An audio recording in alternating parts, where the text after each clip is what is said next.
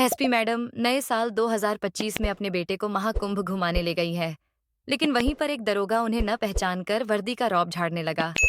फिर अपने बेटे के सामने एसपी मैडम ने जो किया, वह वहां खड़े हुए सभी पुलिस वालों के लिए एक बहुत बड़ा सबक बन गया। राजस्थान के जयपुर में रहने वाली सीमा अग्निहोत्री बचपन से ही पढ़ाई लिखाई में बहुत तेज थी। उनके माता पिता गांव में रहने वाले गरीब लोग थे, लेकिन सीमा ने कभी हार नहीं मानी और उनसे जीतकर लड़ झगड़कर अपनी पढ़ाई पूरी करी और एक एसपी के पद पर नियुक्त हुई। जिस गांव में महिलाओं को बोझ समझा जाता था, उस गांव के लिए सीमा ने एक नया उदाहरण सेट किया। उसकी पोस्टिंग भी बनते ही भारत की राजधानी दिल्ली शहर में हो गई। वहां पर उसे एक लड़के से प्यार हुआ, जिसका नाम सौरभ था। कुछ ही सालों में दोनों की शादी हो गई और शादी के 1.5 साल बाद उनका एक बहुत ही प्यारा बच्चा हुआ, जिसका नाम गौरव रखा गया। दोनों ही अपनी जिंदगी में बहुत खुश थे और ईमानदारी से अपनी ड्यूटी निभा रहे थे। लेकिन एक दिन सीमा की जिंदगी में मुसीबत का पहाड़ टूट पड़ा, क्योंकि एक सीरियल किलर को पकड़ने के दौरान सौरभ बहुत ज्यादा घायल हो गया। जब तक उन्हें अस्पताल ले जाया गया, तब तक वह दम तोड़ चुके थे। शादी को महज 3 साल हुए थे और इतनी कम उम्र में ही सीमा विधवा हो चुकी थी। उसके ऊपर मुसीबतों का बहुत बड़ा पहाड़ टूटा था। चारों ओर से समाज भी उसे बहुत बुरी दृष्टि से देख रहा था। लेकिन अपने सारे दुखों को साइड में रख के सीमा ने प्रण लिया कि वह अपने बेटे को बहुत अच्छी जिंदगी देगी। समाज में उसका मान सम्मान था, क्योंकि वह एक एसपी थी। जिसके बाद उसने जिंदगी में कभी शादी नहीं की और ईमानदारी से अपनी ड्यूटी कर ली थी। बात कुछ दिनों पहले की है, जब 2025 की शुरुआत होते ही सीमा का बेटा गौरव उससे जिद करने लगा कि वह महाकुंभ में जाना चाहता है और वहां की भव्यता को और अलग अलग साधुओं को देखना चाहता है। सीमा भी यही चाहती थी कि उसका बेटा अपने धर्म से जुड़ा रहे और भारतीय संस्कृति की उसे पहचान रहे।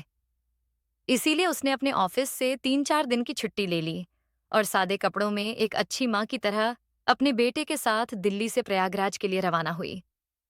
प्रयागराज में एक 140 साल बाद पूर्ण महाकुंभ लगने वाला था, जिसमें करोड़ों लोगों के आने की आशंका थी, जिस वजह से सुरक्षा बल को और ज्यादा मजबूत किया गया। देश विदेश से हजारों लाखों पुलिस वाले व्यवस्था संभालने के लिए बुलाए गए। साधु संतों का आगमन हो चुका था।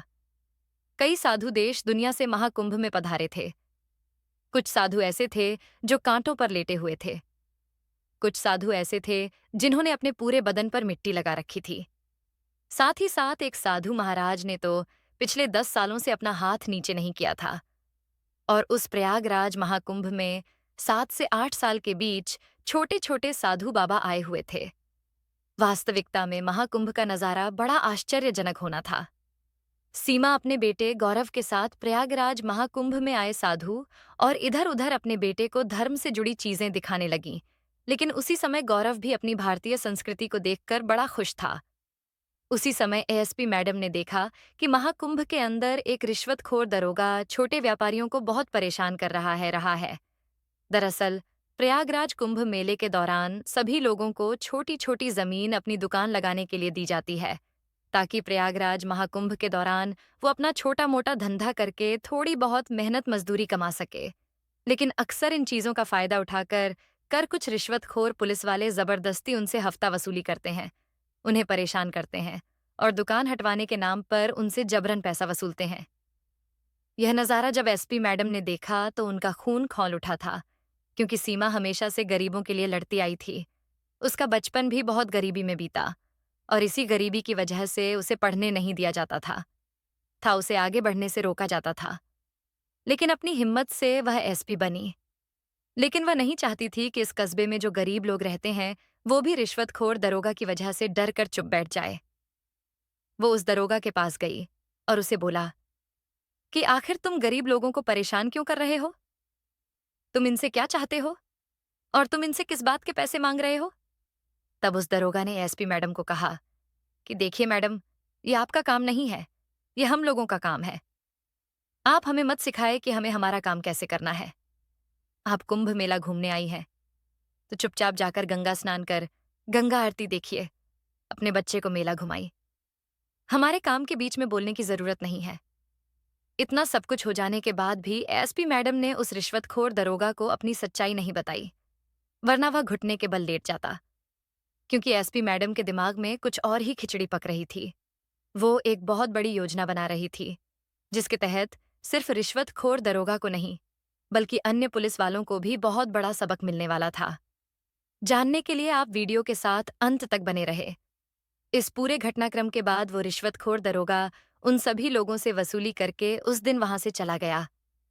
इस पूरी घटना से एसपी मैडम अपने बेटे गौरव को भी एक सीख देना चाहती थीं कि हमें कभी भी अन्याय के सामने लड़ना नहीं भूलना चाहिए। हमें अन्याय के सामने घुटने नहीं टेकने चाहिए। हमें जो गलत लगे उसका साफ साफ विरोध करना चाहिए। एसपी मैडम ने वहां पर छोटी मोटी दुकान लगा रहे गरीब लोगों को एकत्रित किया और उनसे कहा कि तुम लोगों को अब चिंता करने की जरूरत नहीं है, क्योंकि तुम्हारी मदद करने के लिए स्वयं महादेव ने मुझे यहाँ पर भेजा है। मैं दिल्ली की एक एसपी ऑफिसर हूँ और यहाँ जो चल रहा है वो मैं भली भांति समझ गई। रिश्वत लेकर सभी पुलिस वाले तुम्हें परेशान कर रहे हैं और तुम्हें चयन से मेहनत नहीं करने दे रहे हैं। लेकिन कल मैं कुछ ऐसा करने वाली हूँ जिससे उन सभी पुलिस वालों की अक्ल ठिकाने आ जाएगी और उन्हें बहुत बड़ा सबक मिलेगा। अगले दिन एसपी मैडम ने एक स्ट्रिंग कैमरे की व्यवस्था की और फूल माला बेचने वाली एक औरत का भेष धारण कर और उन सभी गरीब मजदूरों की गाड़ियों के बीच में गंगा घाट पर अपनी भी एक फूल माला की गाड़ी लगा लिया। वे सभी मजदूर जानते थे कि यह एसपी मैडम है, लेकिन वे सभी अन्याय के खिलाफ उनका साथ दे रहे थे, क्योंकि उन्होंने बहुत कुछ सहन किया था। लेकिन अब बारी थी लड़ने के लिए कि उन्हें पता था आज वह रिश्वतखोर दरोगा उनसे पैसे लेने जरूर आएगा। और उनका शक बिल्कुल सही था, क्योंकि दोपहर के 2 बजे फिर से एक रिश्वतखोर दरोगा महाकुंभ में पहुंचकर अलग अलग बहाने बताकर लोगों को डरा रहा था। उसका कहना था, तुमने गलत जगह गाड़ी लगाई है किसी को। वह कह रहा था, तुम्हारे पास परमिट नहीं है। किसी के ऊपर झूठा आरोप लगाकर बस उसे किसी भी तरह लोगों से पैसे हड़पने थे। कुछ देर बाद जब वह एसपी मैडम के सामने पहुंचा तो गुस्से में उनसे कहने लगा कि तुमने यहां पर हार फूल की गाड़ी क्यों लगाई है?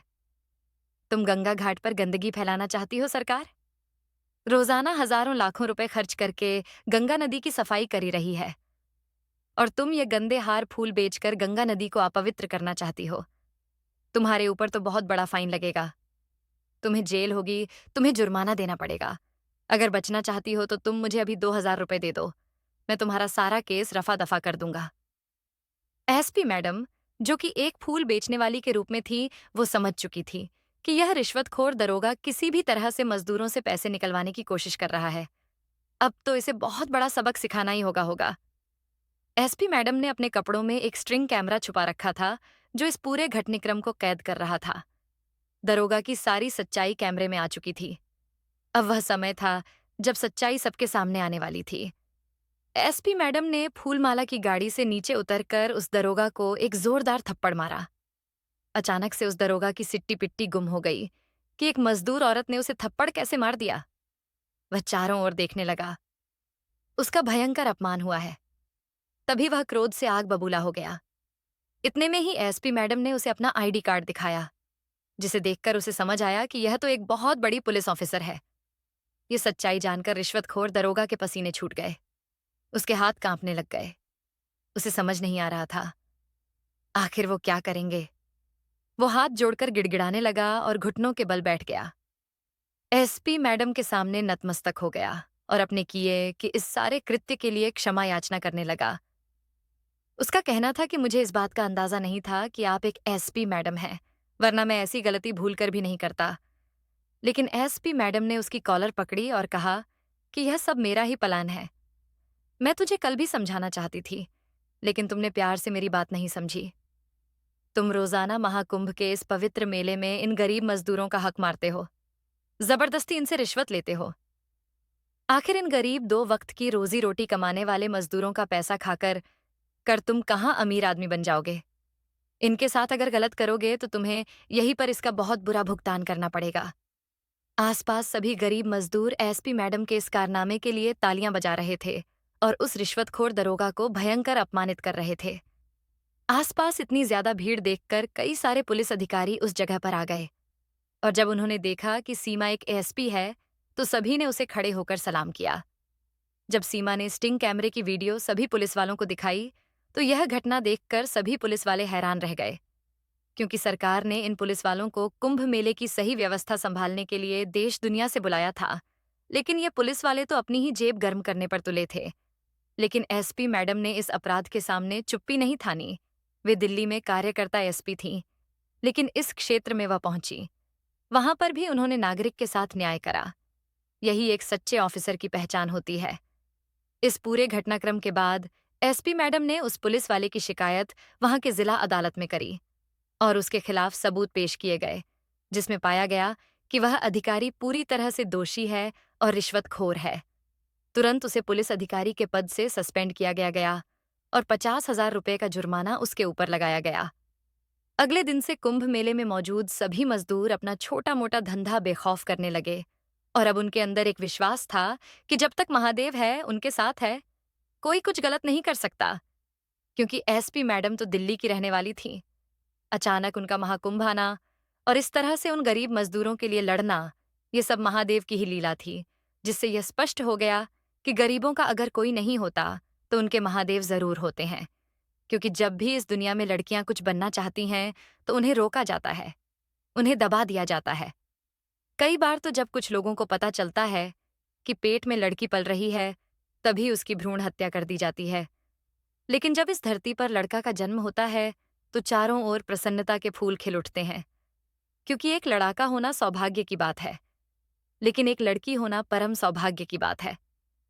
आज के दौर में लड़कियों को कम समझा जाता है, लेकिन सीमा जो कि एसपी मैडम थी, जिसने बचपन में अपने माता पिता की छोटी सोच के कारण बहुत कष्ट सहा, गांव के गरीब लड़की होने के कारण उसके पढ़ाई के अधिकार को छीनने का प्रयास किया गया, लेकिन उसने हालातों के सामने अपने घुटने नहीं टेके, क्योंकि उसके अंदर कुछ कर दिखने की क्षमता भी थी। लेकिन आज के दौर में लड़कियां अपने अंदर की ऊर्जा को भूलकर नशे में अपनी जिंदगी बर्बाद कर रही है। अगर सीमा की तरह वह भी अपने अंदर यह दृढ़ निश्चय पाल ले कि मुझे जिंदगी में कुछ करना है, तो वह भी बहुत बड़ा पद हासिल कर सकती है। जैसे तैसे सीमा की जिंदगी में थोड़ा सुधार आया, तब अचानक उसके पति की मृत्यु हो गई। अपने पति को खो देने के बाद वह बहुत ज्यादा टूट चुकी थी, लेकिन फिर भी उसने हिम्मत नहीं हारी, क्योंकि उसके बेटे गौरव की शक्ल उसे अपनी आंखों में दिखती थी और उसे पढ़ा लिखा कर बड़ा आदमी बनाना चाहती थी। इसलिए उसने अपने सारे गम को दूर किया और गौरव की पढ़ाई लिखाई पर ध्यान दिया। उसे कोई दिक्कत ना हो, इसलिए उसने रात दिन मेहनत करी, अपनी पुलिस के फर्ज को भी अच्छी तरह से निभाया और अपनी माँ के फर्ज को भी बहुत अच्छी तरह से निभाया और गौरव को हमेशा अच्छे संस्कार दिए। आज एसपी मैडम 2025 नए साल में जब प्रयागराज घूमने आई थीं, तो उन्होंने गौरव के सामने उस रिश्वतखोर दरोगा को इसलिए सबक सिखाया क्योंकि वह गौरव को समाज की हकीकत दिखाना चाहती थी कि यह दुनिया कभी भी अमीर लोगों को परेशान नहीं करती। परेशान केवल गरीबों को किया जाता है। तुम जब आगे एक बड़े अधिकारी बनोगे तो तुम्हें हर स्थिति में गरीबों के साथ न्याय करना है, रिश्वत नहीं लेनी है। क्योंकि अगर तुम रिश्वत लोगे तो तुम्हारा भी वही परिणाम निकल कर आएगा, जो आज इस रिश्वतखोर दरोगा के साथ हुआ है। क्योंकि हर शेर को एक सवा शेर जरूर मिलता है और आज की वीडियो में उस रिश्वतखोर दरोगा के लिए सवा शेर एसपी मैडम थी। पूरा प्रयागराज महाकुंभ घूम लेने के पश्चात एक बार फिर दिल्ली के लिए रवाना हुई। दिल्ली पहुंचकर उन्होंने फिर से अपने कर्तव्य को निभाना शुरू किया और देश दुनिया में कई अपराध खत्म किए। एसपी सीमा अग्निहोत्री के एसपी पद संभालने के बाद दिल्ली में कई सारे अपराध कम हुए। अपराधी उनका नाम सुनकर थर थर कांपते थे, लेकिन कहते हैं ना, आज नहीं तो कल सच्चाई की जीत जरूर होती है। एक बार उनके बेटे गौरव को किडनैप करने की कोशिश की गई, लेकिन एएसपी मैडम ने गौरव को जो तरकीब बताई थी, गौरव को जो सीख दी थी, उस आधार पर अपनी समझदारी दिखाते हुए भी वह उनके चंगुल से बचकर भाग निकला और उन किडनैपरों का षड्यंत्र सफल नहीं हो पाया। इस तरह से एसपी मैडम ने अपने जीवन में बहुत संघर्ष देखा है और इन्हीं संघर्षों के बल पर आज उन्होंने दिल्ली में एक बहुत बड़े पद पर अपना नाम संभाला हुआ है। आज किसी भी गरीब को न्याय की जरूरत होती है तो वह अदालत का दरवाजा खटखटाने से पहले एसपी मैडम का दरवाजा खटखटाते हैं। यही उनकी ईमानदारी और अपने कर्तव्य व्रति निष्ठा की सबसे बड़ी मिसाल है। तो दोस्तों, ये थी आज की कहानी। आपको इससे क्या सीख मिली है? आप लोग कमेंट करके अवश्य बताइएगा। अगर कहानी आपको जरा भी पसंद आई हो तो हमारे YouTube चैनल को सब्सक्राइब कर लीजिए और वीडियो को भी एक लाइक कर दीजिए। मिलते हैं फिर से एक नई और इंटरेस्टिंग कहानी के साथ। तब तक के लिए धन्यवाद।